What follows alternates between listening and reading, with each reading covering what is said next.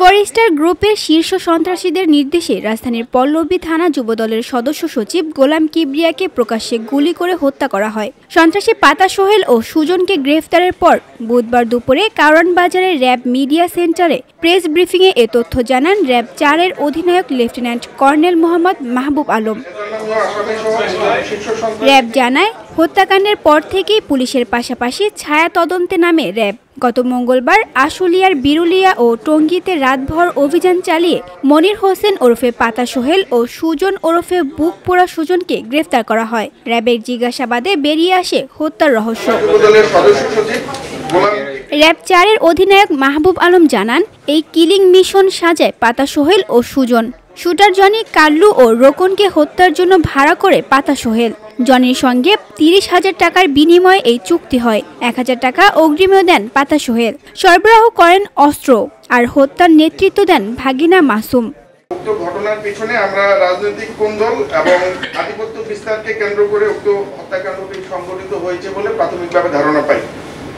এছাড়াও তারা জানায় যে উক্ত হত্যাকাণ্ডটি সংগঠিত করার পিছনে একটি সুপরিকল্পিত পরিকল্পনা কাজ করে, যাতে একটি মোটা অঙ্কের অর্থ লেনদেন হয়। সন্ত্রাসী মামুন, ইলার ইব্রাহিম, সন্ত্রাসী শাহাদাত, সন্ত্রাসী মুক্তার, এদের ছত্রছায়ায় কিংবা এদের এদের নির্দেশে মিরপুরের বিভিন্ন এলাকায় বিভিন্ন সময় যে সকল অরাজকতা বা সন্ত্রাসী কার্যক্রম করা হয়, তাদের একটা মদত রয়েছে বলে আমরা জানতে পারি। প্রাথমিকভাবে আমরা যেটা পেয়েছি, পাতা সোহেলি তাদেরকে, যারা শুটার, তাদেরকে অর্থ সরবরাহ করেছিল।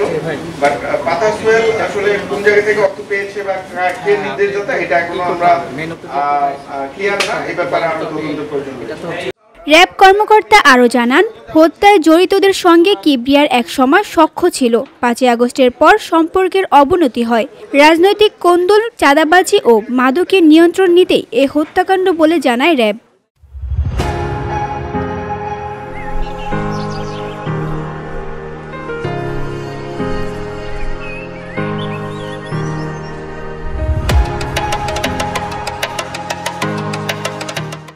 হত্যায় জড়িত বাকিদের গ্রেফতারের পাশাপাশি হত্যায় ব্যবহৃত অস্ত্রের সন্ধানে র্যাবের অভিযান অব্যাহত রয়েছে। তানজু হাবিবা, ভিওডি বাংলা, ঢাকা।